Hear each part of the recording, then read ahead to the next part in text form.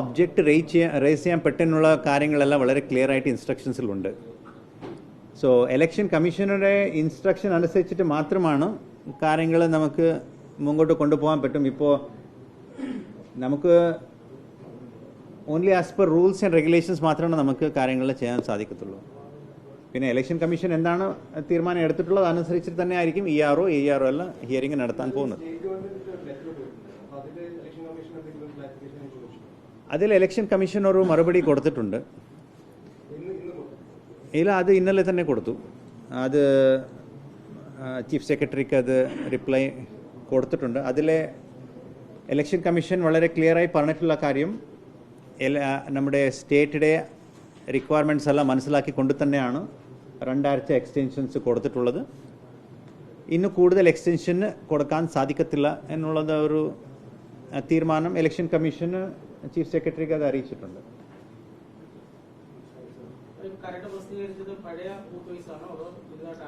പുതിയ ബൂത്ത് വൈസാണ്. പുതിയ BLOs ഇപ്പോൾ അപ്പോയിന്റ് ചെയ്യും. ഇന്ന് നാളെ അപ്പോയിന്റ് ചെയ്തിട്ട് ആ പുതിയ BLOs തന്നെ ആയിരിക്കും നോട്ടീസ് സെർവ് ചെയ്യാൻ. അവിടുത്തെ നാട്ടുകാർ തന്നെയല്ലേ നമ്മൾ ഉദ്ദേശിക്കുന്നത്. ഒരു BLO എന്ന് പറഞ്ഞാൽ ആ ബൂത്തിലെ ആൾക്കാരായിരിക്കണം എന്നുള്ളതുണ്ട്. അങ്ങനെയുള്ള ആൾക്കാർ നമുക്ക് കണ്ടെത്താം. ഇല്ലെങ്കിൽ നമ്മുടെ നേരത്തെ ഉണ്ടായിരുന്ന സംവിധാനത്തോടു കൂടി നമ്മൾ അംഗൻവാടിയുടെ സഹായത്തോടു കൂടി ആശാ വർക്കറോ BLAയുടെ സഹായത്തോടു കൂടി നമ്മൾ നോട്ടീസ് സെർവ് ചെയ്യും. ഇല്ലെങ്കിൽ വില്ലേജ് സ്റ്റാഫ് ഉണ്ട്, അവരുടെ സഹായത്തോടു കൂടി നമ്മൾ നോട്ടീസ് സെർവ് ചെയ്യാം.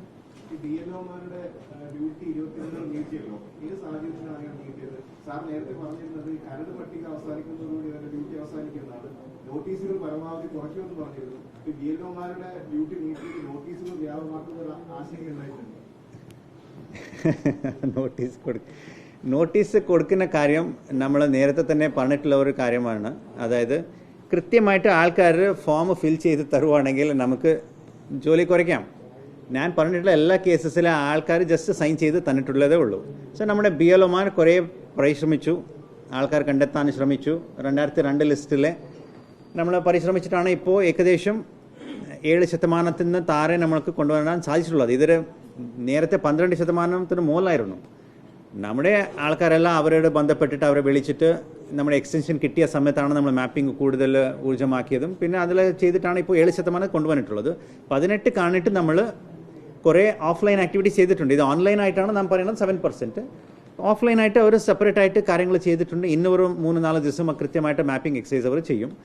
നമ്മൾ BLOമാരുടെ ഓർഡറിൽ പറഞ്ഞിട്ടുണ്ടായിരുന്നത് 18 വരെ അവരുടെ 23 വരെ അവരുടെ ജോലി ഉണ്ടാവും. അത് കാണിട്ട് ക്ലെയിംസ് ആൻഡ് ഒബ്ജക്ഷൻ സമയത്ത് നോട്ടീസ് പീരീഡ് സമയത്തുള്ള ഡ്യൂട്ടി ഓഫ് പിന്നീട് അറിയിക്കാം എന്നുള്ളതായിരുന്നു. ഇപ്പോൾ നമുക്ക് നോട്ടീസ് കൊടുത്തിട്ട് അവരുടെ ഹിയർ ചെയ്യാനുണ്ടെങ്കിലും ഒരു കൃത്യമായിട്ടുള്ള ഒരു പരിശ്രമം BLO ഭാഗത്തിന് ഉണ്ടാവണം. അതുകൊണ്ട് തന്നെയാണ് ഇവരെ നമ്മൾ എക്സ്റ്റൻഷന് കൊടുത്തിട്ടുള്ളത്. പിന്നെ ആർക്ക് നോട്ടീസ് കൊടുക്കണം, എത്ര എണ്ണം കൊടുക്കണം എന്നുള്ള തീരുമാനം അത് ERO എടുക്കും. സോ അങ്ങനെ നോട്ടീസ് കൊടുത്താലും എന്താണ് പ്രയാസം?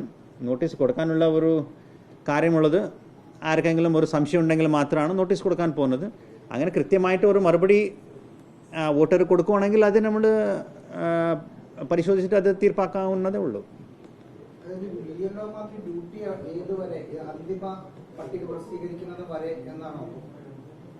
ഇപ്പോൾ നിലവിലെ 1 മാസത്തേക്ക് നമ്മൾ എക്സ്റ്റെൻഡ് ചെയ്ത് കൊടുത്തിട്ടുണ്ട്. അതായത് 22 ജാനുവരി വരെയാണ് ഇപ്പോൾ നിലവിലുള്ളത്. അത് കണ്ടിട്ട് ബേസ്ഡ് ഓൺ നീഡ് നമുക്ക് നോക്കാം എത്ര നോട്ടീസ് കൊടുക്കണം എന്നുള്ള തീരുമാന അടിസ്ഥാനത്തിലാണ് ബാക്കി കാര്യങ്ങൾ നമുക്ക് നോക്കാനുള്ളത്. ഞാൻ അന്ന് പറഞ്ഞല്ലോ, അത് മാത്രമാണ് എൻ്റെ കയ്യിലുള്ള ഒരു കണക്ക്. ഇപ്പോൾ 2.91 + 15,000 157 6A ആയിരുന്നു. 2.97 നമ്മുടെ 6 ആയിരുന്നു. ഇപ്പോൾ വീണ്ടും കണക്ക് നമുക്ക് എടുക്കേണ്ടി വരും.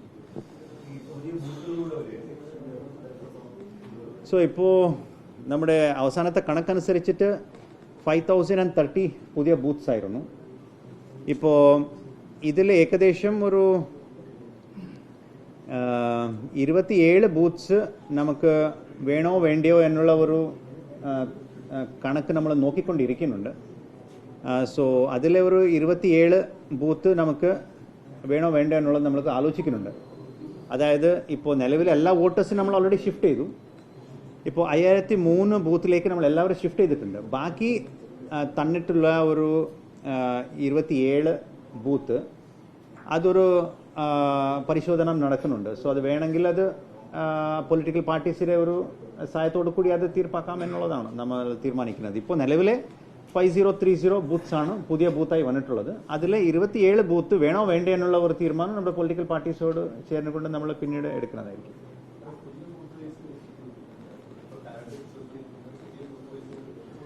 അതെ അതെ. എങ്ങനെ? ഇല്ല, അത് നമ്മൾ കൃത്യമായിട്ടത് ഒരു ഗൈഡൻസ് കൊടുത്തിട്ടുണ്ട്. അതനുസരിച്ചിട്ട് അത് നോക്കണം. അതിപ്പോൾ നോക്കാം. നമുക്ക് പ്രസിദ്ധീകരിച്ചിട്ടുണ്ടല്ലോ, അങ്ങനെ ഏതെങ്കിലും നമ്മുടെ ഒരു ഗൈഡൻസ് ഉണ്ട് അതിൽ എങ്ങനെ നോക്കണം എന്നുള്ളത്. അത് നോക്കിയിട്ട് നമുക്ക് സഹായിക്കാം. ആൾക്കാർ കണ്ടെത്താൻ പ്രയാസം ഉണ്ടെങ്കിൽ അത് നമുക്ക് സഹായിക്കാം. നേരത്തെ ഉണ്ടായിരുന്ന ബൂത്ത് പിന്നെ തൊട്ടടുത്ത് അഡീഷണൽ ചെയ്ത ബൂത്തിൻ്റെ ഒരു ഷീറ്റ് നമ്മൾ ഉണ്ടാക്കിയിട്ടുണ്ട്. അത് കൂടി നമുക്ക് ഇതിലിടാം, വെബ്സൈറ്റിലിടാം. നിലവിലുള്ള ഇത് തന്നെയാണ്. എപ്പിക് നമ്പർ, മൊബൈൽ നമ്പർ വെച്ചിട്ട് ചെയ്യാം.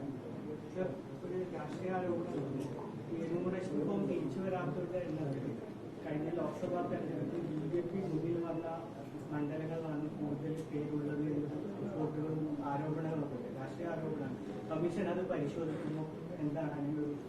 ഇല്ല, കൃത്യമായിട്ട് ഏതെങ്കിലും പരാതി വരുവാണെങ്കിൽ നമ്മളത് പരിശോധിക്കാം.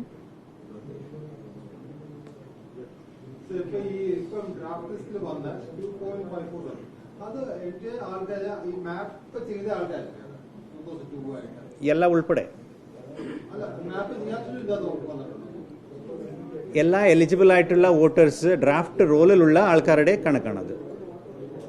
അതിലെ മാപ്പ് ചെയ്യാത്ത ആൾക്കാരെന്ന് പറയുന്നത് ഏകദേശം ഒരു 6.94% ആൾക്കാരുണ്ട്. ഇല്ല, അതിപ്പോൾ നമ്മൾ ഹിയർ ചെയ്തിട്ട് അവരുടെ കാര്യങ്ങൾ പരിശോധിച്ചിട്ടാണ് നമ്മൾ അവരെ വെളിയോ പോകണമെങ്കിൽ നമ്മൾ കൃത്യമായിട്ട് സ്പീക്കിംഗ് ഓർഡേഴ്സ് കൊടുക്കണം എന്നുള്ളതാണ് കമ്മീഷണറുടെ നിർദ്ദേശം.